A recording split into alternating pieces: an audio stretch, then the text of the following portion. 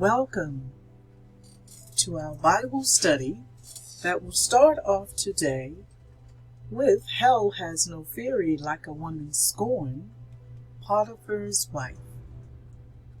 The Bible story is coming to you from Professor Macaroni.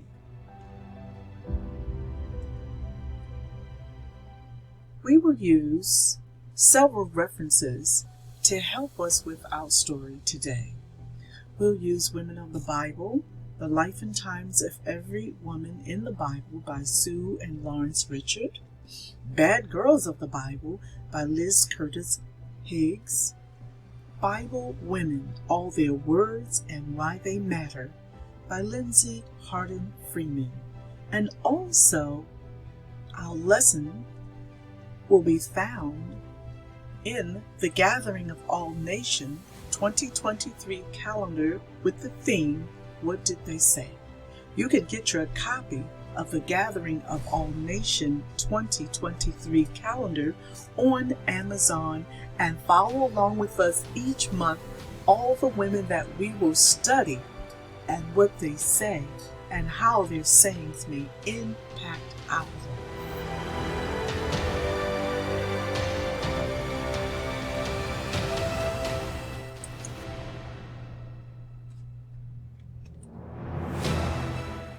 Married to one of the most powerful men in Egypt, Potiphar's wife wanted more.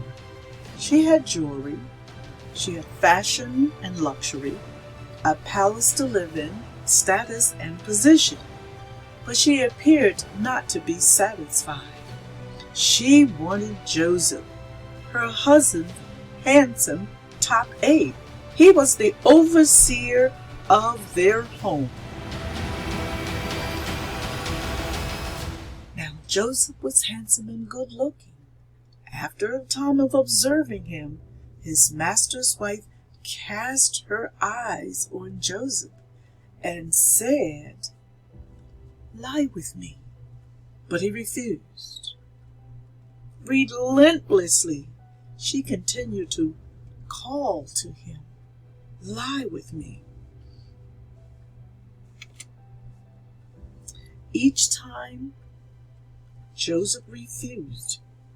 He said, "How could I dishonor the trust of your husband? How could I do this? And most of all, how could I do this in the presence of God? Lie with me when no one was around. Lie with me. Nobody will ever know. I have much to offer to you in your position, for you are just a slave, but I can make you even more." Enough!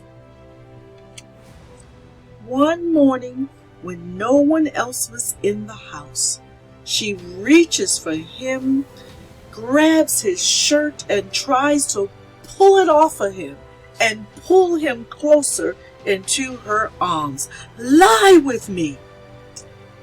Joseph took off running and leaving his garment behind in her hands. This is not to say that Joseph was not interested, but this is to say that he showed honor for the ruler of the house, for the position that she was married, and also before his God.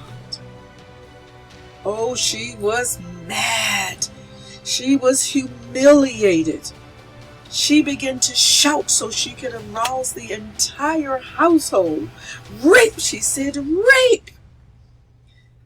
My husband hired a Hebrew and he tried to rape me. Just look, I have his shirt in my hand. This is my proof of what he tried to do to me." When her husband came home, she was weeping and crying, and there was a buzz among all the people in the house. So she repeated her story.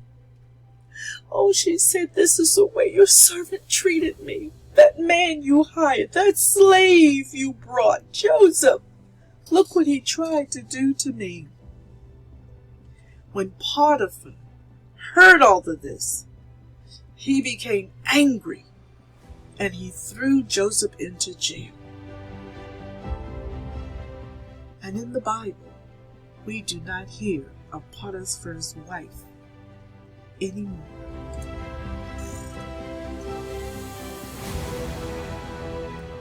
An evil woman scorned is frightening to behold. How quickly the heat of her passion hardens into hatreds. We can also find this in reverse in the Bible. It's generally where it is the male that is the one that is in the pursuit, as we see with Tamar and her brother. Back to Potiphar's wife. For the lips of an adulteress drip honey, and her speech is smoother than oil. But in the end she is bitter as gall, and sharp as a double-edged sword.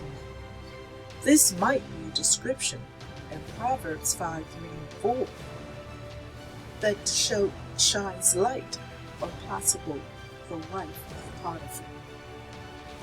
Here's something for you to consider.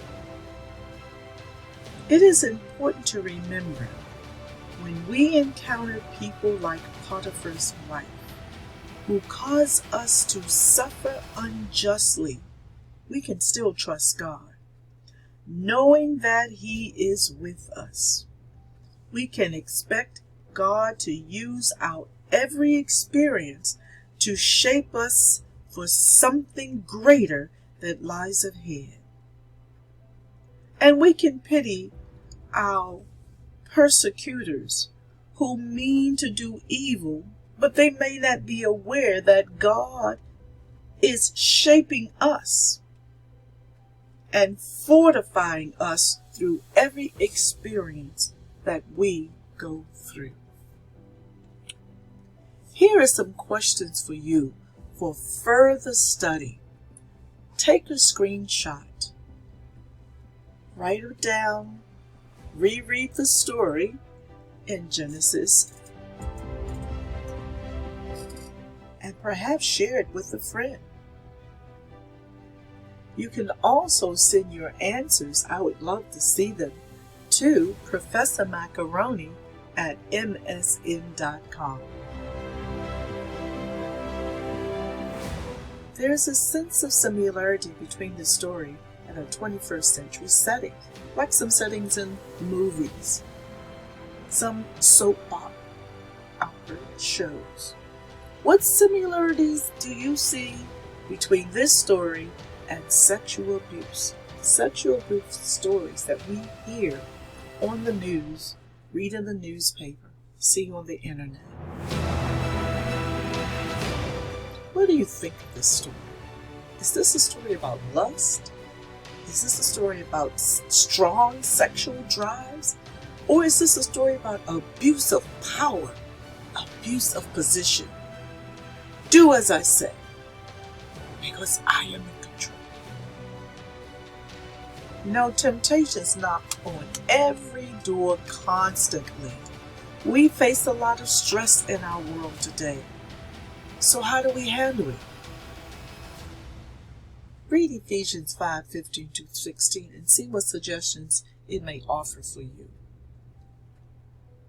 What are some of the best ways a godly, innocent person can cope with false accusations and unjust treatment? Come up with a list of at least 3 that you would be willing to share with others.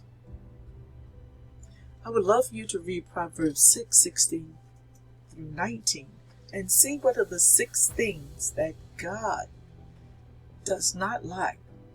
He hates them, but the 7th one He detests. See how this might relate to the members mentioned in our story. And lastly, how would you help a friend, a girlfriend, if she comes to you with this story? What would you say to her? What counsel would you give to her? How would you pray for her? thank you so much for taking the time to share with me our story as we begin this year. I would like for you to also consider tuning in to Consider This, a Faith and Science podcast. Professor Macaroni will meet you there and give you some suggestions of how we can continue to dive into the Bible.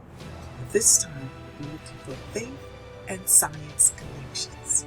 You have a great day until we meet again on our next lesson of What Did They Say? What did the women say in the Bible? Bye until we meet again.